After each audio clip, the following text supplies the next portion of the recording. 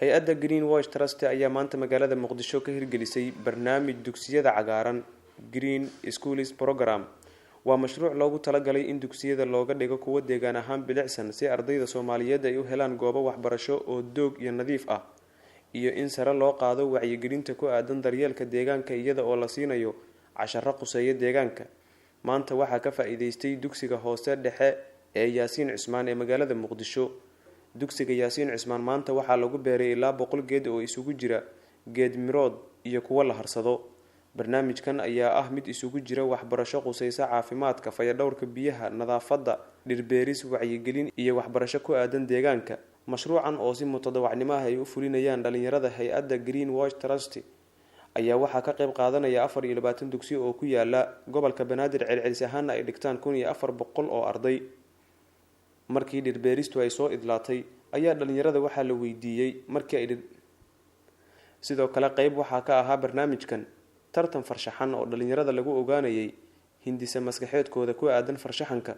intaas kadib waxaa warbaahinta la hadlay dhalinyarada hay-adda Green Watch Trust, maamulka iskuulka iyo qaar kamid ah ardayda. magacaygu waa Cabdifataax Maxamed Xareed. maanta halkan waxaa isugu nimid inaan sameeyno barnaamijka loo yaqaano inaan daafurno barnaamijka loo yaqaano barnaamijka dugsiyada cagaaran oo aan ugu talagalnay in dugsiyada lacag la'aanta lagu dhigtay public schoolska inaan dhir ugu sameeyno.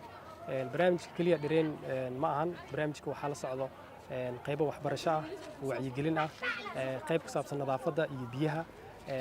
barnaamijkan waxaa maanta halkan isugu keenay ilaa 100 geed oo ka kooban 50 geed oo geed mirood ah oo aan ugu talagalnay ardayda iskuulada dhigato markii ay inay ka faa'iideystaan oo geedo nacfil ah oo fruits ah iyo sidoo kale geedo kaleeto oo ah geedo la harsado. iskuulada inta badan ma lahan geedo oo la harsado, sidaas daraadeed waxaan ugu talagalnay ardayda inay ka faa'iideystaan geedo ay ku harsadaan inay helaan. sidoo kale casharrada aan siinayno waa casharro wacyigelin ah. waxaan ugu talagalnay inay guryahooda iyo bulshada ay ku laabtaan kadibna ay noqdaan deegaan dhowrayaal, waayo casharrada aan siinayno waa casharo ku saabsan in deegaanka la ilaaliyo. Cabdisalaan waxaan xubin ka tirsan Green Watch Trust.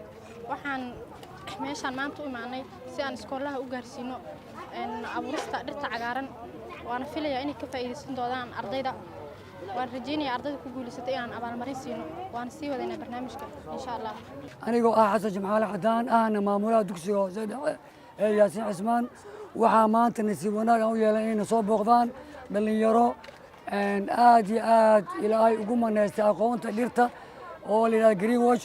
dhalinyaradaas oo noogu deeqday inay noo beeraan dhir oo ay noo dheereeyaan dugsiga. waxaan ku mahad celinaynaa ilaahay macbuudkaay oo ku soo ababiyay iyo imaatukoodaba waa ugu mahad celinaynaa.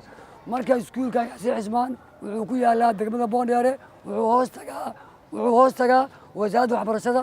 waxaa maalgelisay oo gacanta ku haysa wasaaradda waxbarashada. deegaanna wuxuu ku yaalaa degmada Boondheere. waxaa dhigata 386 arday oo isugu jira gabdhiyo wiilal oo ah dugsi hoose dhexe waay. Keen Cabdullaahi Faarax oo dhigtay iskuulka Yaasiin Cismaan waxa uu mahad celinayaa ururkan uu dhiirigeliyay in oo geedaan oo maanta beerano dhirta faa'iidada ay leedahay, faa'iido badan ay leedahay. waxa kamid ah in iskuulka kasoo baxday meel oo ku nisita daana lahayn wax kaleeto oo beelaasha tahay.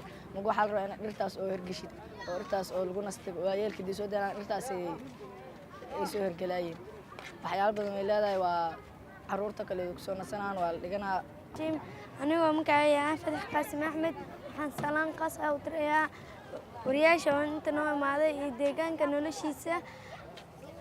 haddana inta waxaan ka salaamayaa kuwiina ku dhiirigeliyay in aan deegaankeena ka abuurno ama iskuulkeena ka abuurno meel aan ku noolnahay geedo qurux badan si aan ku harsano adhow geedahani.